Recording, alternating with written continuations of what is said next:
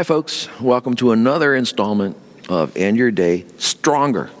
I think that's our fourth one. Hey, guys, we're somewhere around there. Yeah, I this think is 4. Pastor Angela and, of course, Pastor Brent. And we're tag teaming these stories. And so at the end of the last installment, we left Daniel having both told the king a dream and interpreting the dream, so that the king knew that there was a God in heaven, basically. Mm-hmm. And God had given Daniel wisdom and power, Daniel said, and how wisdom and power are linked. You want wisdom. There's power that God brings through his wisdom into our lives. You may need that.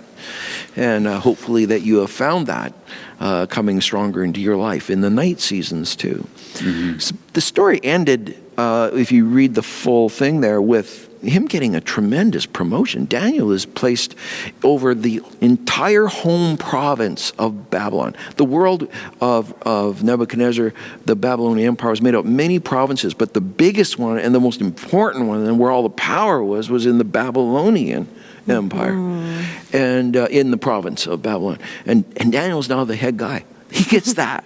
Like, bam, right up there. And the three guys in the prayer meeting with him, and they were there at the start of the whole thing with the diet choice and all that, they get elevated. So they're now directors, administrators, the top 3 in all of the province of Babylon. So now they've been given power. God's power came to them, used them, and now God is giving them power in this kingdom. And the story continues. So I love this story as a children's pastor. It's one I've told many times as well.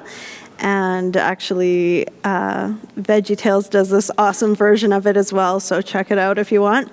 But basically what happens is Nebuchadnezzar has had this dream about a statue and then follows up in chapter 3 building a 90 feet tall and 9 foot wide statue. He really took this gold thing to his head, didn't he? That he was the head of gold in those other nations. And, it was something else. Yeah, really interesting. So he decided to build his own. His own statue, and also commanded that everyone bow and worship this statue. So he had this little recognition of a most holy God, Daniel's most holy God, but he's still not there yet. He hasn't humbled himself. He hasn't brought that into his life yet. So and that ego shows up. He doesn't go small on the statue. Oh no! And this isn't just an overnight thing. This statue took time to build, and then he makes this declaration. He wants all of the wisest, strongest, key power players from around the area, to far and wide, to come together and worship this statue. So, which is a statue of him. Yeah, a statue of him. Yeah. And so this is like 28 meters high and like 3 meters across. Yeah. It will be gold overlaid, like statue. And so they have this great big thing, months in preparation. Like, this isn't like overnight. This is like months, potentially well over a year, that they're preparing for this thing. And he's really saying, don't forget who's got all the power here, guys. That's right. Don't forget. Because right alongside that statue, what else was he building?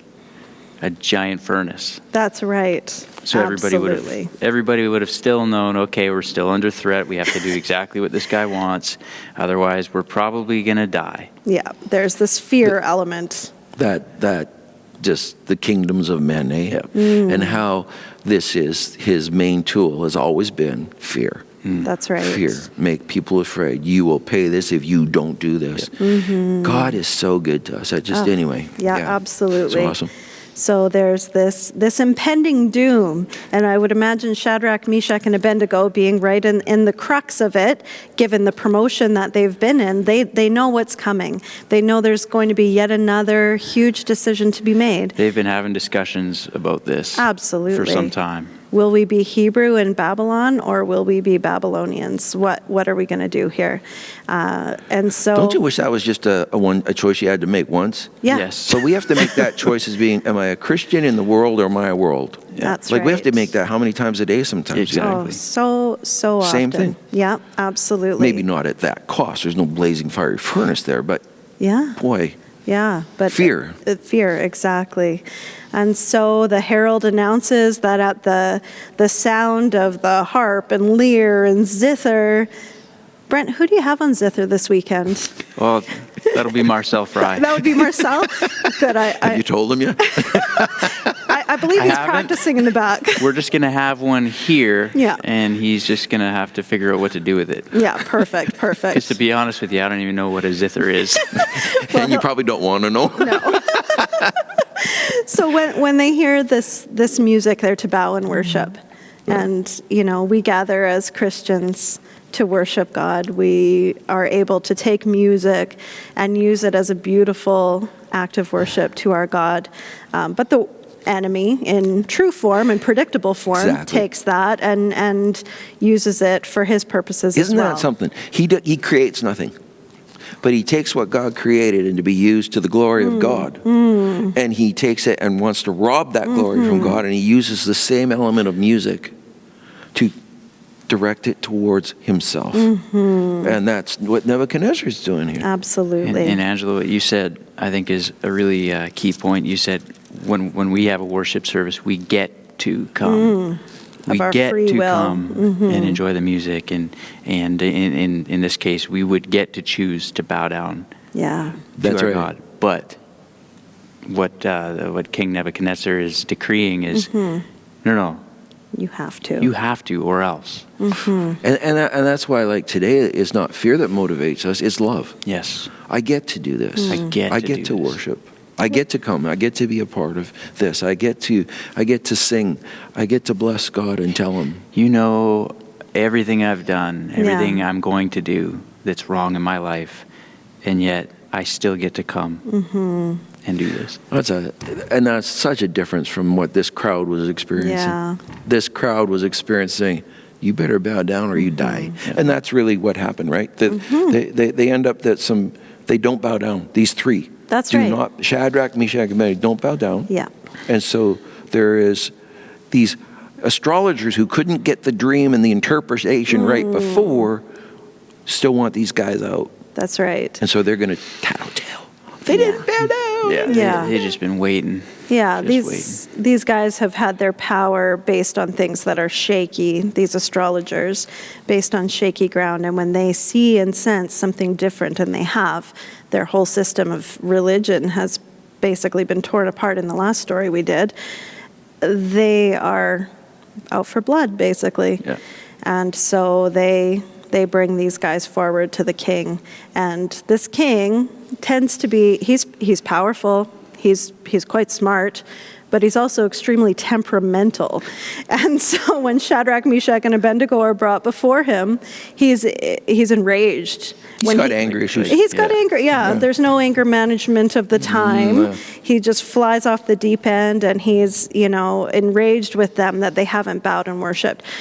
You think about the ego on this guy to have this whole pomp and circumstance, this statue, the ceremony, the power players, and then you've got this open act of defiance from these three people who are supposed to be serving him. That's right. So it's humiliating for him, and he's angry. Flies off the deep end, threat, who do you think you are? Haven't you heard my threat to tear you limb from limb? And he gives them. Go ahead. You mentioned the humiliated.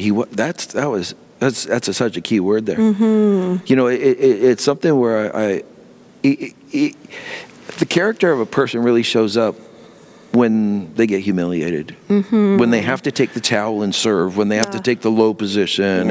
And Jesus has advocated, of course, that kind of service, being willing to take the low position to serve. And this guy was nowhere near that. I'm sorry. You go. Yeah. No, his pride was bubbling, and hence the deep end. So he actually says to these guys, well, I'll give you one more chance to bow. I'll give you one more chance. Because I have the power, I'll give you one more chance. Yeah, this is up to me, so I'm going to give you that one more shot. And as we read in the story, these guys have a great response. And basically to say, we don't need your second chance. We already know that we're not going to bow to you. We're not going to bow to your power. Yeah, I love what they said, like, "O King, we don't even have to explain ourselves to you, basically. We're just not going to do it." That's right. If we're thrown in the furnace and God does save us, well, he's the Most High God. He can. But even if he doesn't, we're not going to do it. Even their lives weren't worth, going against God. They were so in love with God and trusted him so much. They weren't going to even if their lives were on the line, there was no way they were going against him. But now comes the most exciting and thrilling part of the story. It's like, the fur and the teeth later. This is the time, right? Yeah. They bind them in ropes. Yeah. He is so enraged that one part of the scripture even says, like, he was so angry with them after they gave him that answer that his visage changed, his face was contorted. Became distorted. Have you ever seen somebody where it's just their faces? They can't even control us. And he gets his strongest men. He says, bind these guys and throw them in there. And they heat the furnace 7 times hotter. Yeah. And so these guys bind them up and they throw them in. And the guys that got too close to the furnace, throwing them in, died. They died. That's crazy. I mean, sear their lungs, melt their lungs. They died. Yeah. And the Bible makes a point of saying these guys went in fully clothed. They were still fully clothed. So they went in bound into this crazy, fiery furnace. And Nebuchadnezzar actually leapt to his feet with excitement. He exclaimed, "Hey, didn't we just send 3 guys in? There's actually 4, and one looks like the Son of God." Yeah. Which it was. And they're and they're walking around free and unbound. We sent in 3. They're fully clothed. They're unbound, walking around, and they've got just having a casual chat. Yeah. So this is warm. It's not bad. So he calls them out, and he makes this basically, once again, a profession, like, your God is the Most High God. Only your God could have done this. That's what a head twister for this guy. Eh? Yikes. I mean, you're going from your face is just absolutely changed because of the anger to this thing. I can't believe what just happened. Like, it's this craziness. Obviously, your God is the real God. Yeah. Praise be to the God of Shadrach, Meshach, and Abednego. Why? It wasn't his God yet? No. No.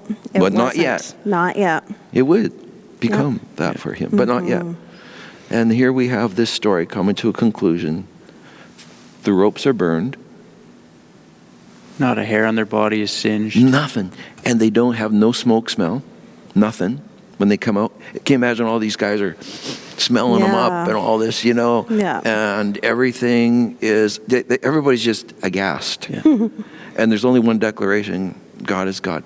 But there's a part of the story I kind of want to go back to on this and just to finish up today.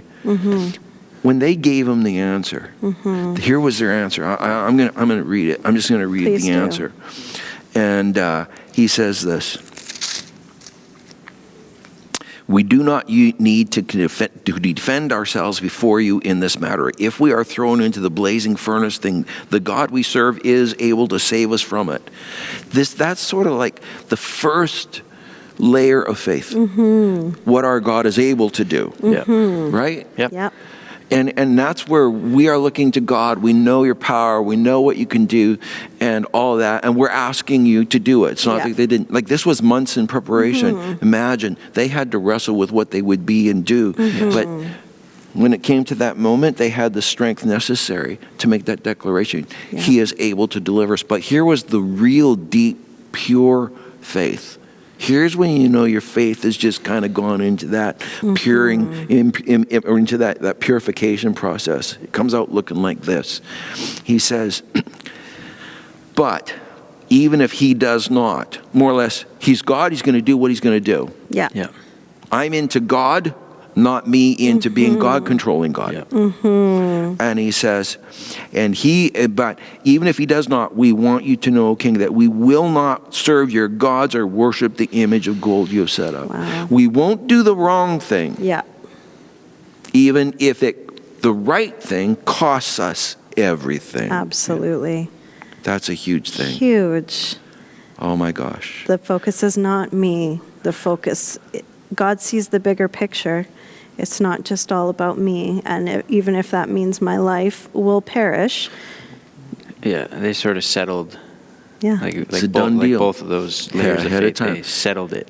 With that, there's no fear that can bind itself to that kind of faith, where you know you will not do the wrong thing to escape what the right thing will cost you.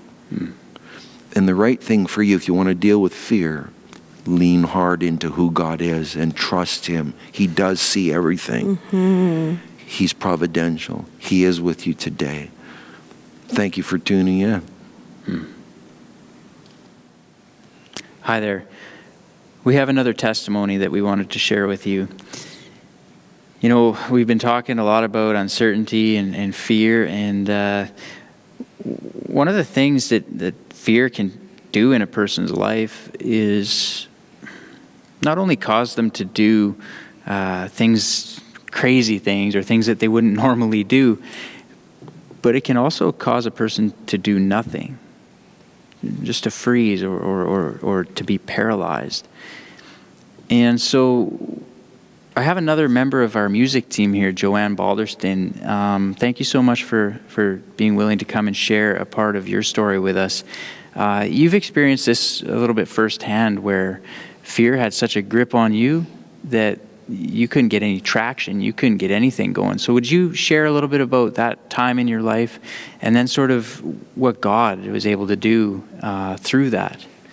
Absolutely. I grew up in a Christian home, attended church right until I was 18, got married young. The person that I married was not a Christian, so I found that I moved away from that. And then about 3 years ago, I went through a period in my life where fear had just taken control. I had panic attacks constantly. I was worried about my family. I was worried about dying. I was worried about cancer. I was worried about, it didn't matter what it was, I was worried about it. So it was basically anything that there was? Anything that could be, yes, absolutely. And then it came to a point that my brother could see how much I was struggling, and he said, Joanne, why don't you come to People's with Marcy and I and just see what it's like?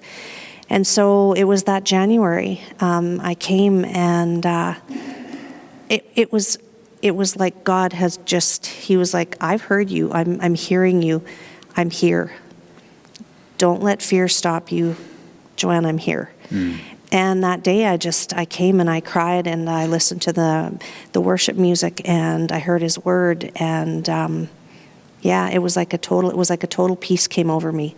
I remember before I did come that I was having a panic attack so bad one night, I threw myself on my knees on my kitchen floor, and I just begged God, save me. I can't do this on my own. And he heard me then, and it was just like a snowball effect. And thank you. That's great. I just want to back up just briefly. What was overall just life like for you at that point? Like, what was work like? What was family like when things were just kind of overwhelming? Work, I found it was a struggle just to get through every day. Socializing with people, which is part of my job, front line. Right. It was a struggle just to talk to people. It was hard hearing the things that were going on in their life because I was struggling so much in mine. Family life, it was good, but I had a son who was coming up to be 16. I had a daughter who was going to go on a trip to Thailand by herself for 2 months. Wow. All these things that just threw me for a total loop, and I couldn't control it, and not realizing at that point that it wasn't in my control. Right. So Joanne, you mentioned a word that I think is really key to all of this, and that's peace. All of a sudden, you felt this peace. When was the last time before that you had felt peace? Years. I bet you it had been 30 years since I had felt that peace. And once you feel it, it is the most amazing feeling in the world. And each thing that happened after that was just, it just showed me more and more what faith can do with your fears. I no longer fear dying. I know that when I die, I'm going to the best place ever. Yes. And I no longer fear the cancer. It's in God's hands. It's not in mine. Yeah. When it comes to my children, I can pray for them. That's all I can do. Yes. The rest is in God's hands. Wow. What a transition, eh? And it's been pretty neat to actually watch it unfold in your life over the last few years, because you joined our team pretty quick right after, which probably would have been pretty scary. But yet... It was the best thing that could have happened. It was great. And we're sure thankful to have you. Joanne, there's different seasons in our lives, and we go through different things, and sometimes we're tempted to walk away from our faith. If there's a person out there who is feeling like maybe God isn't there and maybe it's not worth pursuing him, and they're ready to walk away from him, what would you say to that person? Don't do it. Don't walk away. Fight for what God has in store for you. It will change your life immensely. It's easier to walk away, and it takes great faith and strength to hold in there and to let us know that God's here. Don't let Satan pull you the other way. Let God keep you here, right here, in the present. Thank you, Joanne. And the great part about all this is he really does offer peace. So we thank you for joining us, and peace be with you.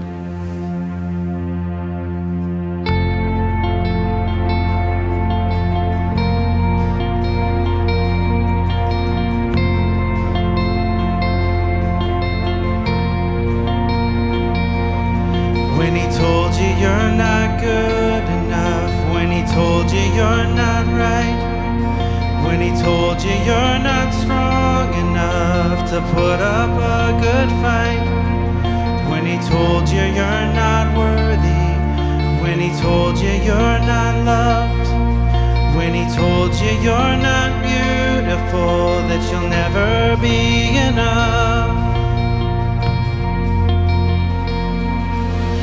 Fear, he is a liar.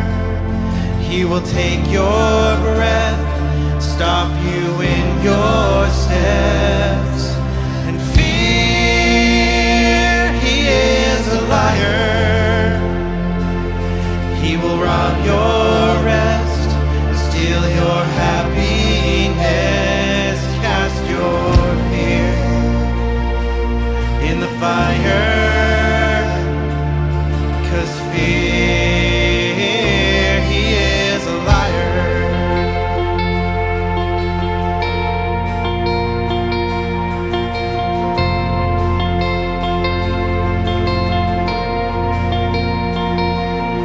When he told you you were troubled, you'll forever be alone. When he told you you should run away, you'll never find a home. When he told you you were dirty and you should be ashamed. When he told you you could be the one, the grace could never change. Oh, fear, he is a liar. He will take your breath and stop you in your steps. And fear, he is a liar. He will rob your rest and steal your happiness. Cast your fear in the fire, 'cause fear, he is a liar.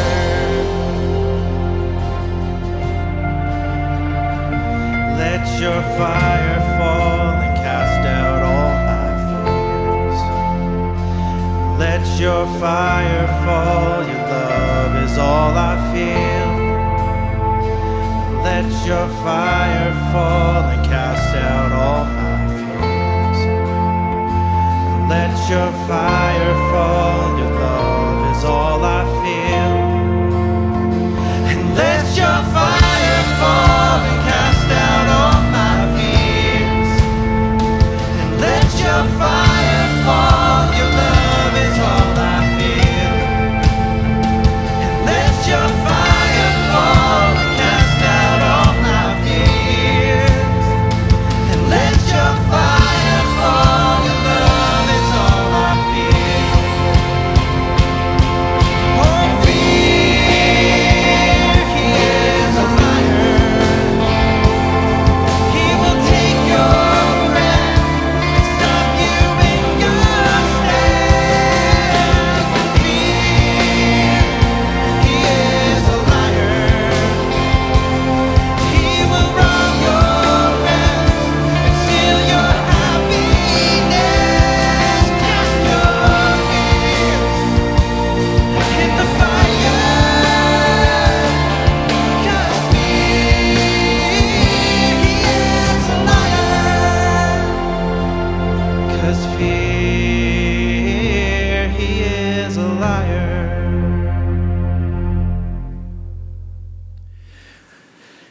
Good evening. Last night we started on breaking down the Lord's Prayer, and we did Our Father in heaven, hallowed be your name, and how stunningly incredible it is that we can even use those words, Our Father in heaven. Tonight, we're going to focus on the next part of the Lord's Prayer where he says, your kingdom come, your will be done on earth as it is in heaven.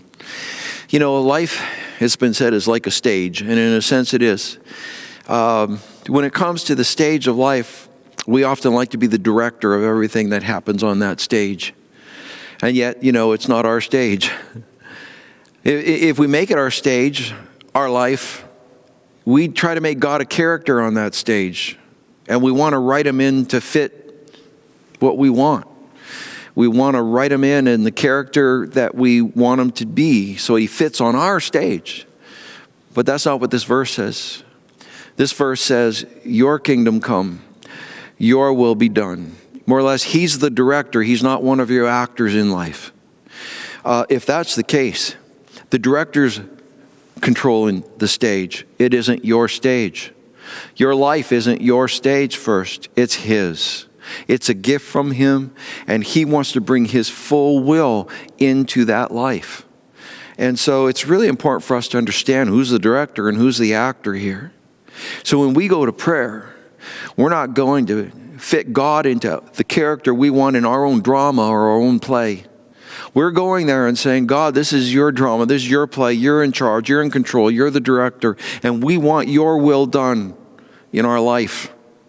We saw that in the story, in the devotional that you saw tonight with these men that said, you know, he's able to deliver us, but even if he does not, it's his stage. We're still not going to bow down and be the character you want us to be, Nebuchadnezzar. We are God's characters. We are on his stage, not yours. When you get a faith like that, and you're praying that way, you really are getting something very key and important. It's not about what you are going to control God to be or do. It's what does he have control of in me? And what you're going through and all the different struggles that we have in life, they pressure us up to make God an actor on our stage. I encourage you, sit back and listen to the director because he wants to perform his will. And his will for you is good. It's always good. It's perfect, and it's the acceptable will of God. So I want to encourage you to pray tonight. But to pray maybe just a little differently in saying, God, what a privilege that you've called me to be an actor on your stage. My life has purpose and meaning in your great divine picture and plan. And I have a place on your stage. I don't know what that all means. I hope that you will intervene and do this, and I ask for these things. But in the end, your will be done. Let's just pray that together. Let me lead you in prayer like that. Father, as we stop and ponder upon this portion of the prayer that you taught us, we are awed by the fact that we get to be on your stage. Forgive us when we've turned you into an actor on ours. We're in pressures. We got things going on. We like to take charge of our stage. But how much bigger is the picture to be on the eternally big stage of God? Called to play our role, carry out the plan that you have for us. Oh, help us to be humbled by that in this moment and to celebrate and rejoice that we get to be a part of this grand picture of God and that our role matters.